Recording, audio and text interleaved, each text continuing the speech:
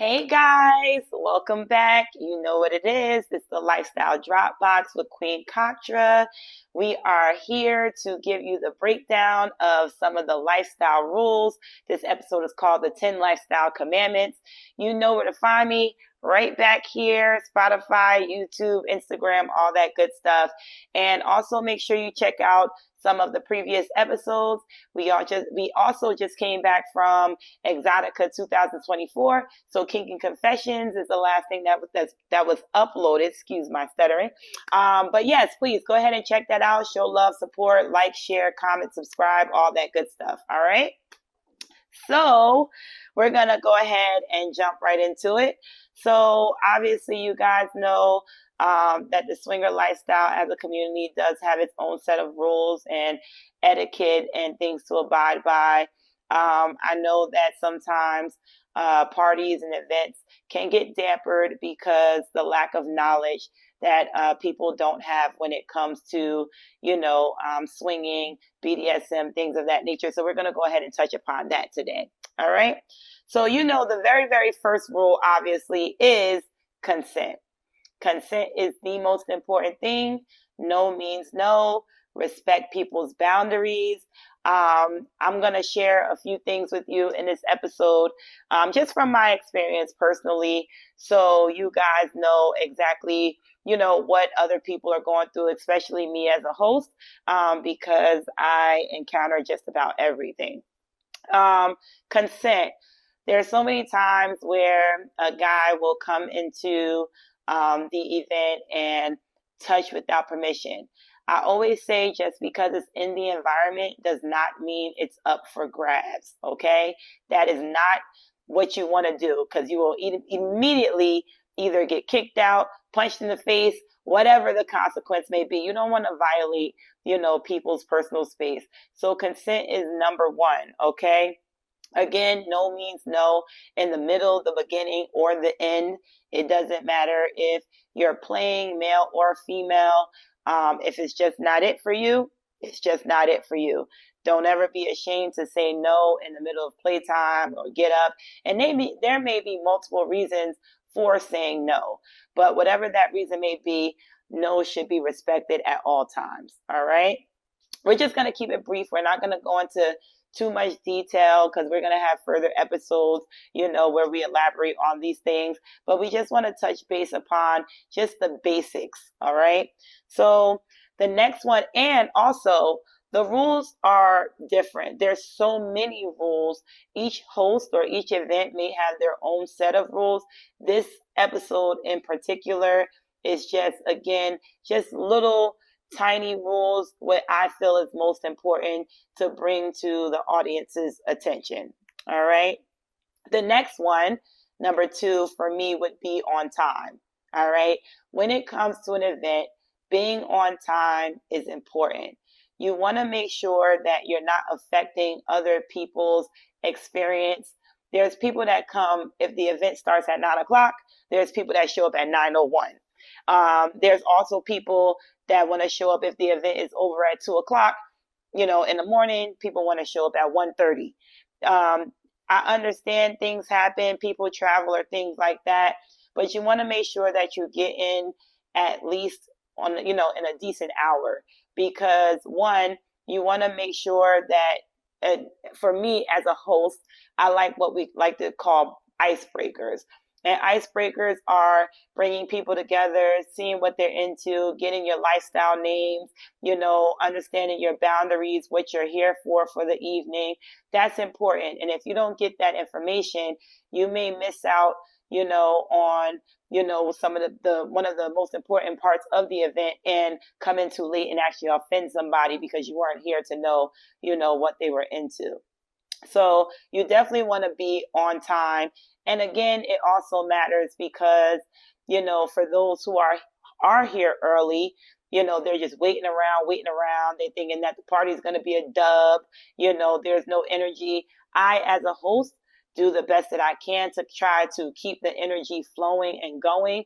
But that is a little difficult when you actually need the people to be actually a part of the environment.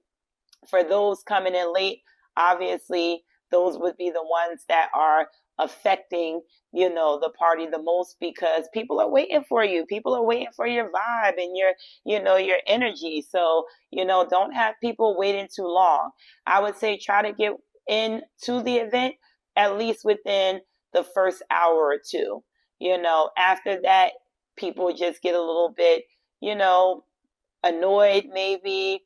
And like I said, people begin to maybe leave because they think the party is not going to be jumping or whatever else. And you don't want to have those types of issues. So being on time, being prompt for me is important. All right. Number 3, attire. When it comes to attire, majority of my events are mandatory dress down.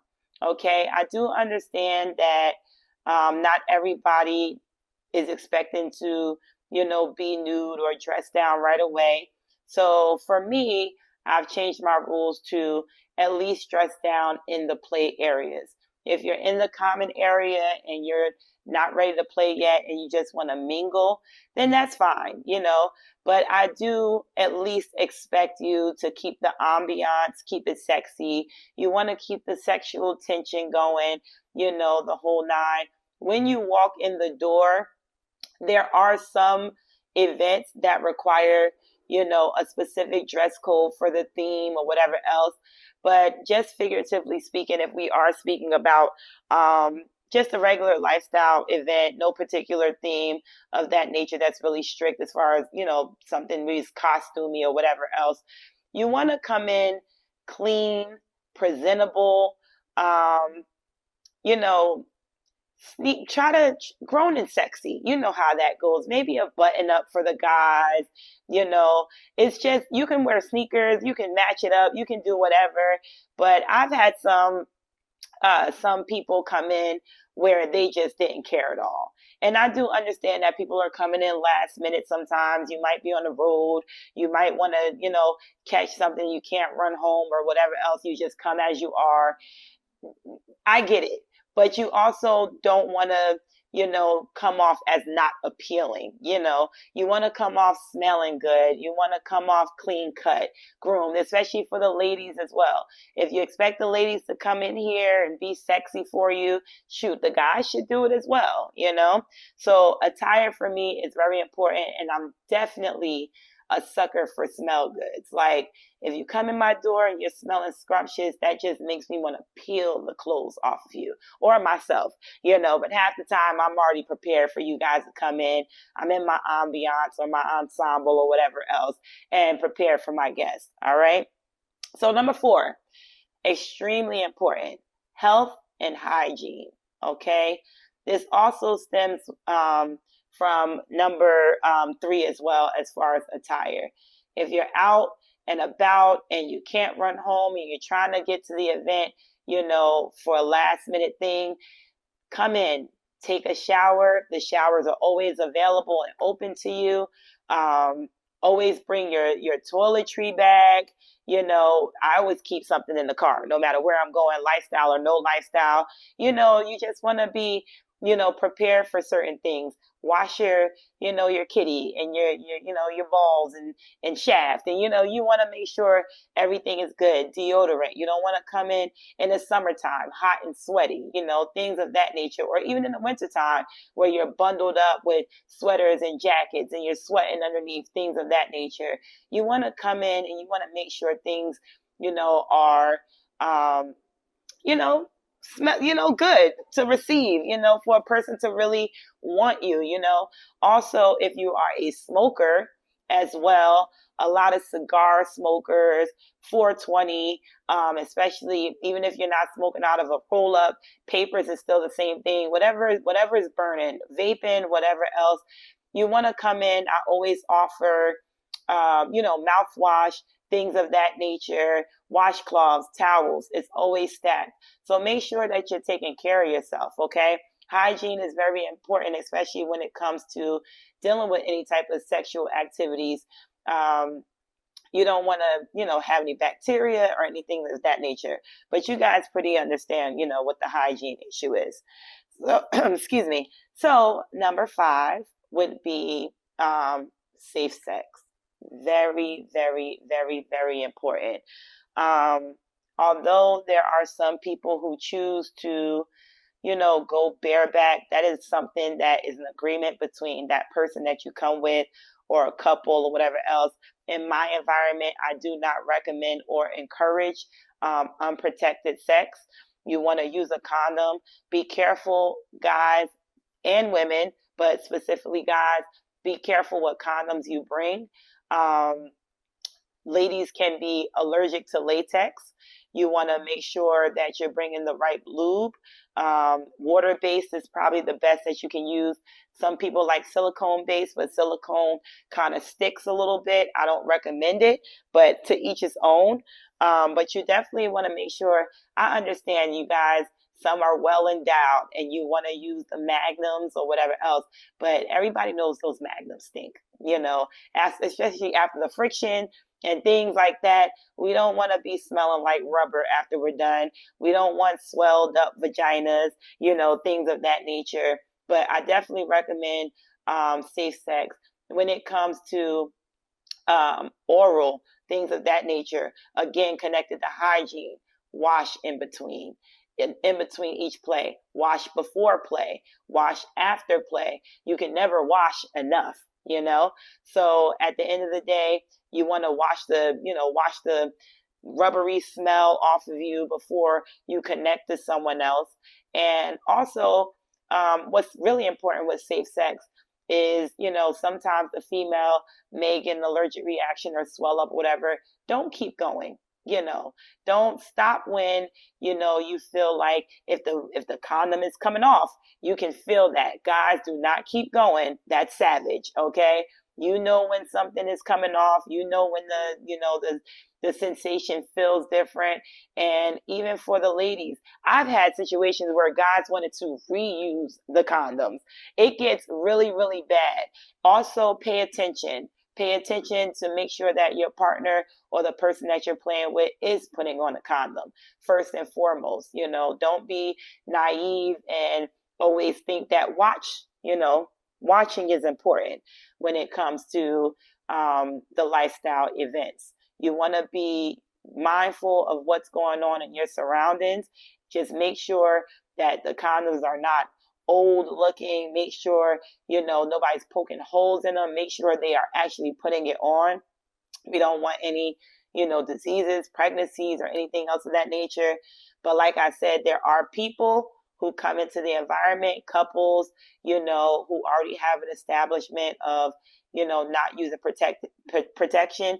That is their discernment, that's their decision, and again, their consent. Okay.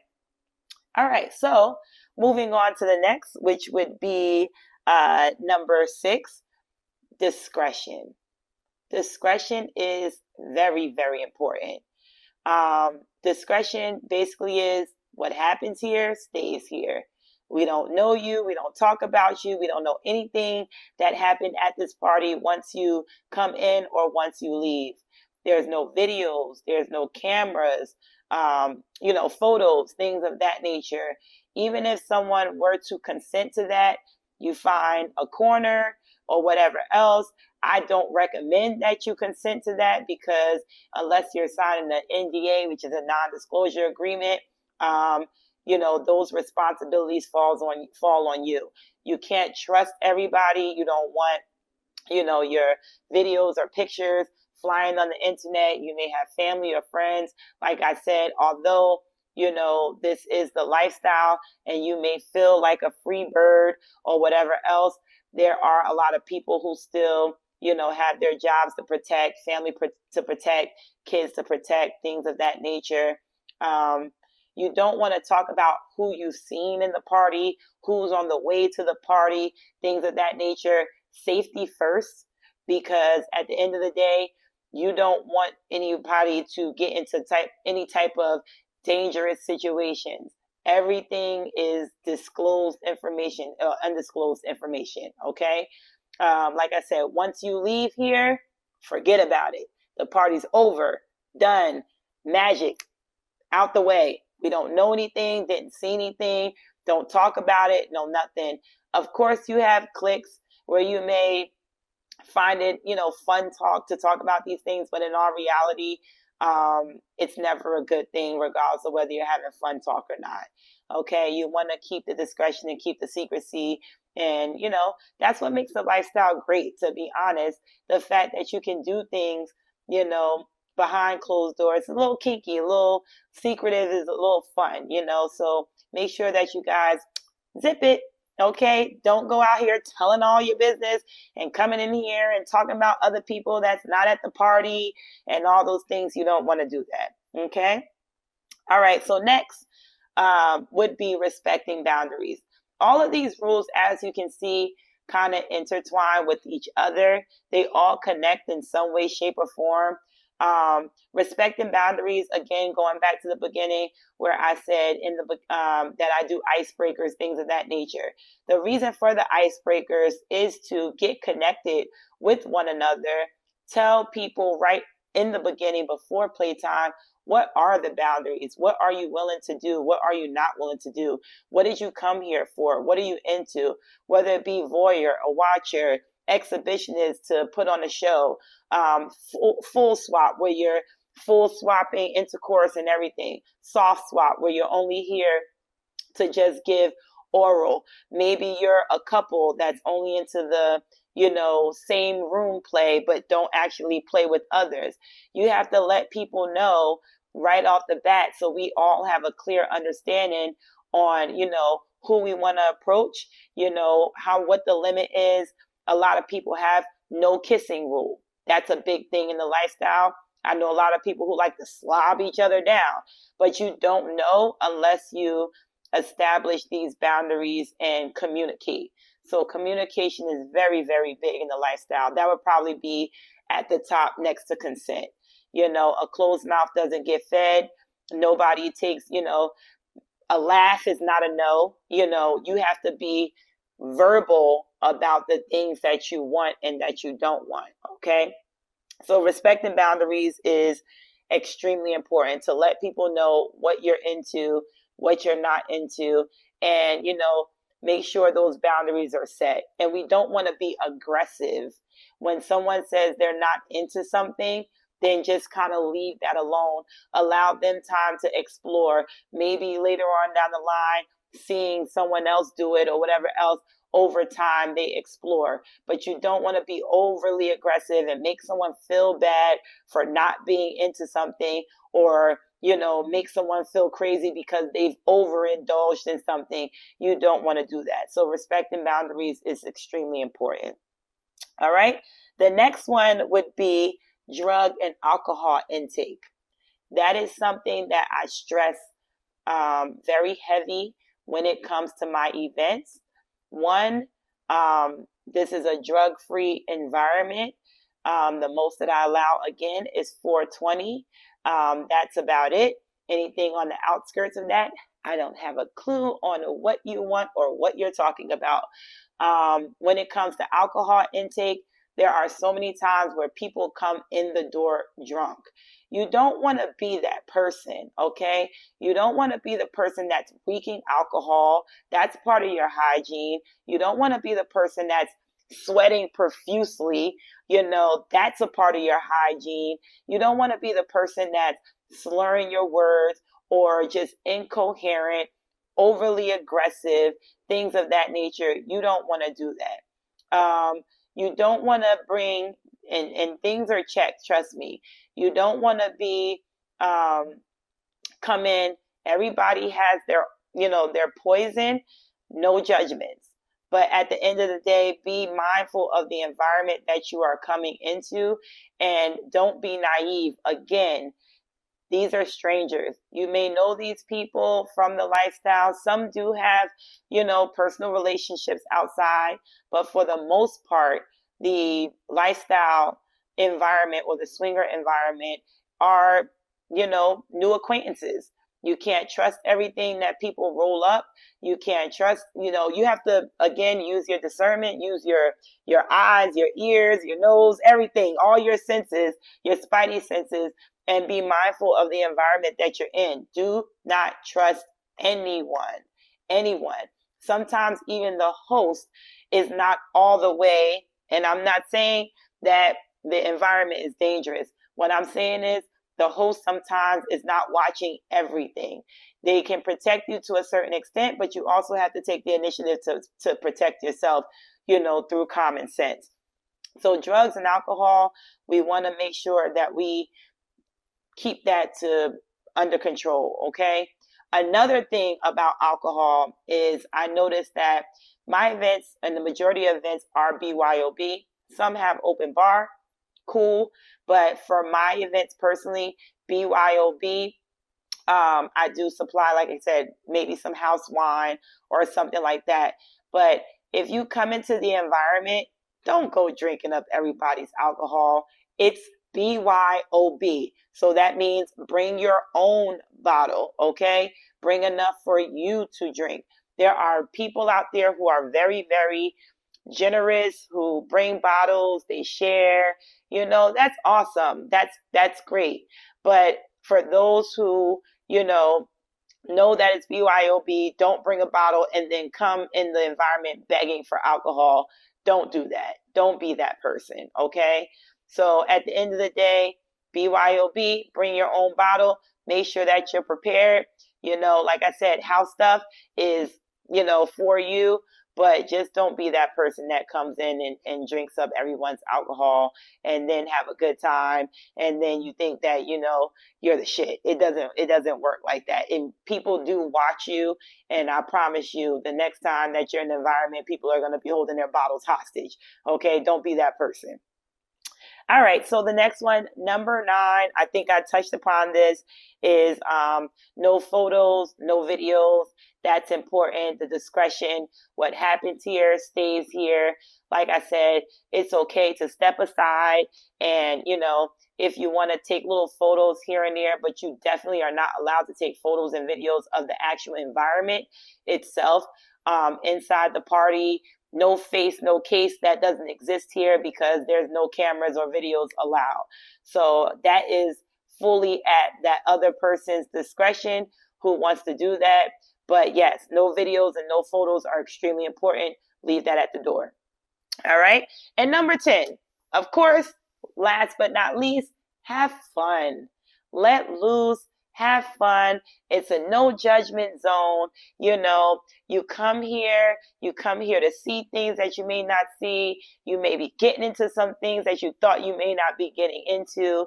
The environment is very friendly, at least mine's anyway. It's very welcoming. I'm big on hospitality. Like I tell you guys, I'm a big customer service guru. I want you guys to feel at home. I want you guys to be able to have discussions, just kind of peel back the layers of who you are and, just indulge in the freedom, even if it is just for a night, even if you can't feel like this out in the vanilla world. Having fun is the number one thing. Bring your vibes, bring your personality. Don't be shy. Don't be a wallflower. Just come in and just give all the love. And I promise you, you'll get so much love in return. All right. So that wraps up our 10, what I feel most important lifestyle rules. There's so many more to touch base upon, but I hope this episode is able, to help you guys, to at least get a little, feet wet, foot in the door, whatever else, especially for the newbies, the seasoned vet.